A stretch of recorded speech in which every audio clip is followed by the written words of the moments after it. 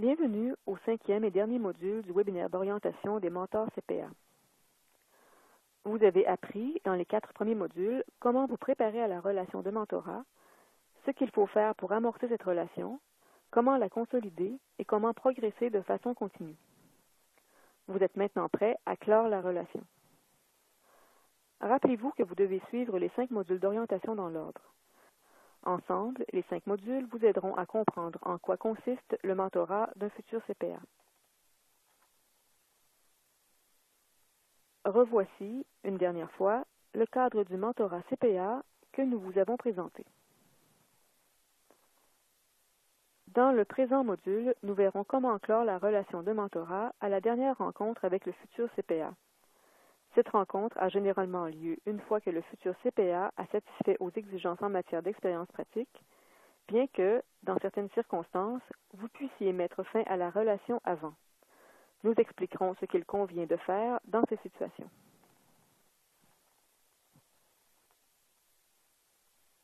Lorsque vous commencerez à entrevoir la fin de la relation officielle de mentorat, vous et le futur CPA devrez passer en revue l'apprentissage fait jusque-là, vous remercier l'un l'autre, souligner vos contributions respectives à la relation, puis décider de ce qui se passera après la fin de la relation officielle de mentorat.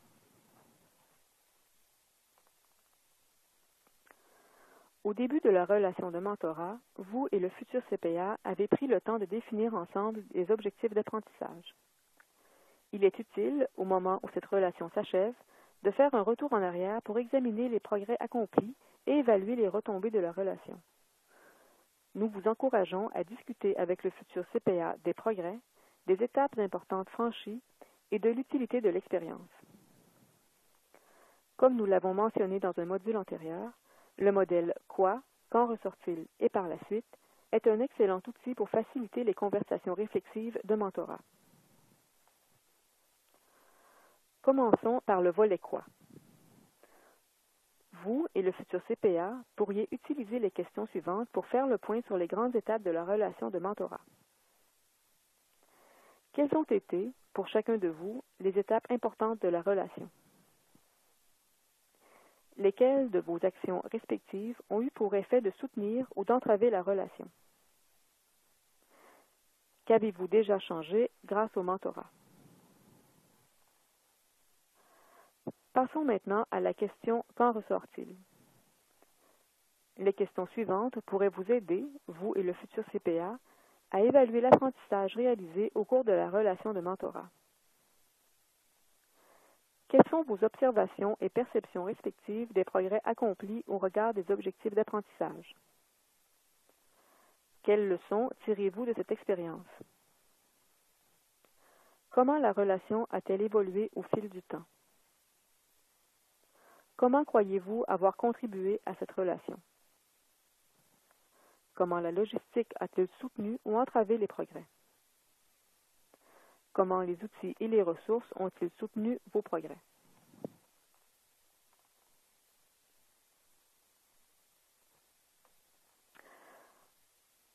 Passons enfin à la question « Et par la suite ». Vous et le futur CPA pourriez vous appuyer sur les questions suivantes pour déterminer comment cette expérience et les leçons tirées de la relation de mentorat façonneront votre comportement à l'avenir. Que feriez-vous autrement une prochaine fois? Aimeriez-vous agir comme mentor à l'avenir? Est-ce une expérience que vous aimeriez répéter? Le futur CPA pourrait, lui aussi, envisager de devenir mentor après l'agrément.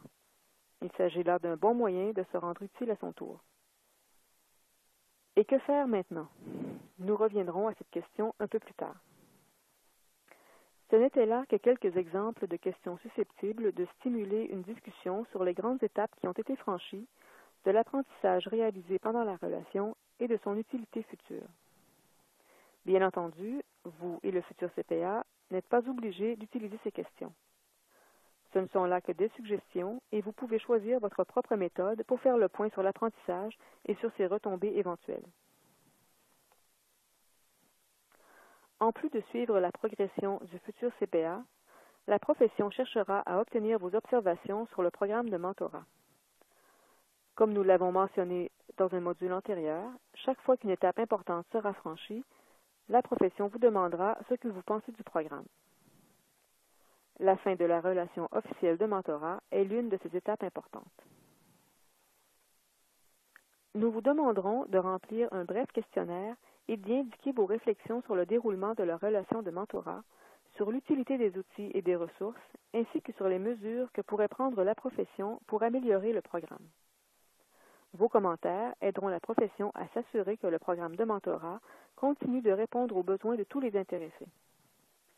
Cependant, il n'est pas nécessaire d'attendre la fin d'une étape importante pour nous faire part de vos réflexions. Vous pouvez en effet communiquer en tout temps avec la personne responsable du programme de mentorat de votre organisation comptable provinciale ou régionale. Après avoir fait le point sur l'apprentissage réalisé jusque-là dans le cadre du mentorat, vous et le futur CPA pourriez vous remercier l'un l'autre et reconnaître ainsi vos contributions respectives. Par exemple, vous pourriez chacun souligner les 3 choses que vous avez le plus appréciées chez l'autre. Vous pourriez aussi célébrer la conclusion de votre relation officielle par un café, un repas ou autrement, et ainsi marquer l'importance de cette étape importante. Si vous travaillez dans un lieu où plusieurs relations de mentorat arrivent à leur terme, dans le cas d'un cheminement préapprouvé par exemple, vous pouvez marquer cette occasion en groupe. Toutes les relations officielles de mentorat ont une fin. Cela ne veut pas dire pour autant que vous et le futur CPA devez rompre tous les liens qui vous unissent. Bien que cela ne soit pas obligatoire, vous pourrez maintenir un contact informel si vous le désirez tous les deux. Ce qui se passe après la dernière rencontre de mentorat dépend entièrement de vous et du futur CPA. Même si les futurs CPA doivent acquérir au moins 30 mois d'expérience, ou au Québec 24 mois, la dernière rencontre de mentorat peut avoir lieu avant ou après cette période, notamment dans les situations suivantes. Le futur CPA entre dans la relation de mentorat avec une certaine expérience déjà évaluée et approuvée par la profession. Le futur CPA a du mal à satisfaire aux exigences en matière d'expérience pratique. Le futur CPA n'a pas le même mentor pendant toute la période d'acquisition de l'expérience pratique. La relation de mentorat ne fonctionne tout simplement pas. Certains futurs CPA entrent dans la relation de mentorat avec une certaine expérience acquise avant leur inscription auprès de la profession. Ces futurs CPA doivent consigner cette expérience dans l'outil de production des rapports de stage, l'OPRS, en discuter avec leur mentor et présenter à la profession une demande d'évaluation et d'approbation de l'expérience déjà acquise. Dans ces cas, la relation de mentorat durera généralement moins de 30 ou de 24 mois, puisque le futur CPA aura déjà satisfait à une partie des exigences en matière d'expérience pratique. Cependant, toutes les étapes décrites dans ce module restent pertinentes pour clore la relation lorsque vous et le futur CPA serez prêts à le faire.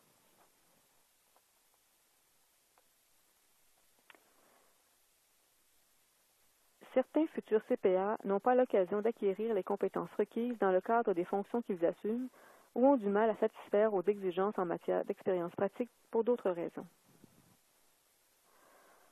Dans de telles situations, la relation de mentorat durera généralement plus de 30 ou de 24 mois, puisque le futur CPA aura besoin de plus de temps pour acquérir les compétences ou satisfaire aux exigences.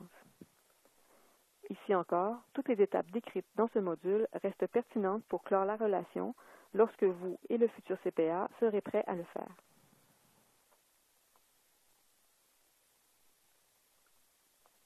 Il arrive que des futurs CPA n'aient pas le même mentor pendant tout leur stage. Il y a toutes sortes de bonnes raisons pour changer de mentor et cette pratique est acceptable dans bien des situations. Par exemple, certains cheminements préapprouvés fonctionnent par rotation et sont structurés de manière à jumeler le futur CPA à un nouveau mentor à chaque nouvelle rotation. Dans ces cas, la durée de la relation de mentorat sera généralement inférieure à 30 ou à 24 mois. Ainsi, la relation pourrait s'étaler uniquement sur la durée d'une rotation particulière du cheminement préapprouvé. Les étapes précitées restent pertinentes.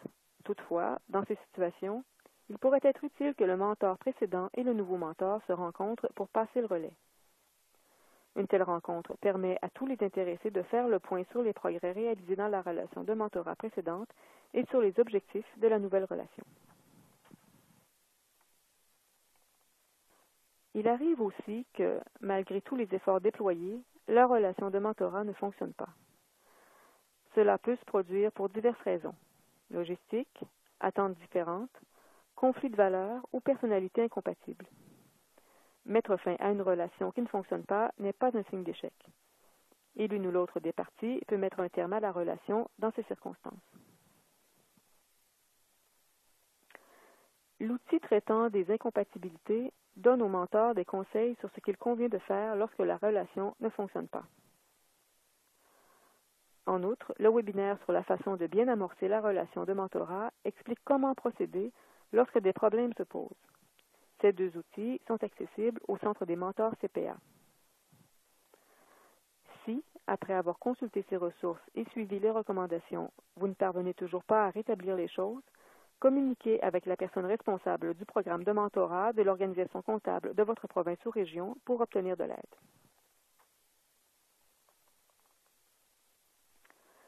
Dans le présent module, nous vous avons présenté deux autres outils, soit l'outil traitant des incompatibilités, qui donne au mentor des conseils sur ce qu'il faut faire quand la relation ne fonctionne pas, et le webinaire sur la façon de bien amorcer la relation de mentorat, qui explique aussi comment procéder lorsque des problèmes surviennent. Vous trouverez ces outils au Centre des mentors CPA.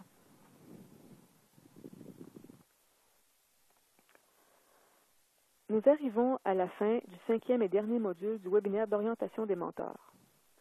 Passons maintenant à un exercice qui porte sur la matière couverte.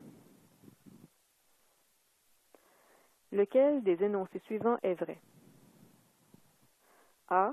Au terme de la relation de mentorat, le futur CPA et le mentor devraient se remercier l'un l'autre. B. Mettre un terme à la relation de mentorat avant la fin de la période de 30 mois est un signe d'échec.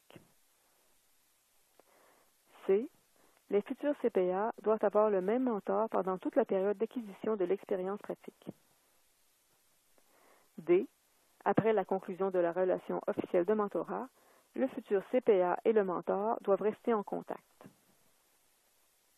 E. Aucune de ces réponses. La bonne réponse est A. Au moment de clore la relation, les remerciements sont un très bon moyen pour le mentor et le futur CPA d'exprimer leur reconnaissance et de souligner leurs contributions respectives à la relation. L'énoncé B est faux, puisque la relation de mentorat peut durer moins de 30 mois pour diverses raisons. Par exemple, certains futurs CPA auront acquis, avant d'entrer dans la relation, une expérience déjà reconnue par la profession. Dans d'autres cas, les futurs CPA peuvent suivre un cheminement préapprouvé par rotation qui exige un nouveau mentor à chaque nouvelle rotation. Par ailleurs, au Québec, en relation de dispositions législatives différentes, l'acquisition de l'expérience pratique se fait sur une période de 24 mois. Enfin, il arrive parfois que la relation ne fonctionne tout simplement pas.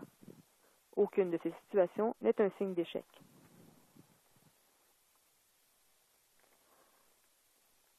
L'énoncé C est faux. La relation de mentorat peut prendre diverses formes selon les besoins du futur CPA, du mentor et dans le cas de cheminement préapprouvé de l'employeur. Dans certains cas, cela signifie que le futur CPA aura le même mentor pendant toute la période d'acquisition de l'expérience. Dans certains cas, par exemple, dans des cheminements préapprouvés par rotation, le futur CPA pourra être jumelé à un nouveau mentor à chaque nouvelle rotation. Enfin, l'énoncé D est faux. Le mentor et le futur CPA ne sont pas obligés de maintenir la relation de mentorat une fois que le futur CPA a satisfait aux exigences en matière d'expérience pratique. La décision de maintenir ou non les liens est à l'entière discrétion du mentor et du futur CPA. La présente diapositive présente un sommaire de toute la matière couverte dans les 5 modules de l'orientation des mentors CPA. Nous ne passerons pas en revue toute cette matière, mais gardez à l'esprit que vous pouvez consulter ce document récapitulatif au Centre des mentors CPA. Vous pouvez en télécharger une copie et vous en servir comme guide de consultation rapide pendant la relation de mentorat. Enfin, voici tous les outils que nous vous avons présentés au cours des différents modules du présent webinaire. La vidéo intitulée « Aperçu des exigences en matière d'expérience pratique des CPA », la fiche d'information sur les exigences en matière d'expérience pratique à l'intention des étudiants et candidats, la vidéo intitulée « Exigences CPA applicables à l'expérience pratique à acquérir à l'égard des compétences », la fiche d'information sur les compétences CPA à l'intention des étudiants et candidats, le guide d'utilisation de l'OPRS, accessible dans l'OPRS, 5 exercices pour construire la relation, la feuille de travail pour le plan d'apprentissage, la feuille de travail pour l'entente de mentorat, le webinaire facultatif qui explique comment bien amorcer la relation de mentorat, le cadre de techniques narratives, le webinaire pour apprendre à poser les bonnes questions, des suggestions de questions pour les conversations de mentorat portant sur les 5 catégories de compétences habilitantes, le webinaire sur la diversité au travail,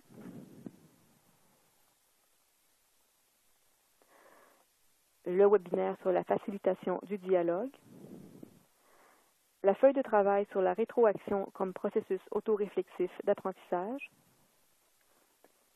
le webinaire en 6 modules sur les éléments fondamentaux de l'accompagnement professionnel et la vidéo sur les conversations de mentorat.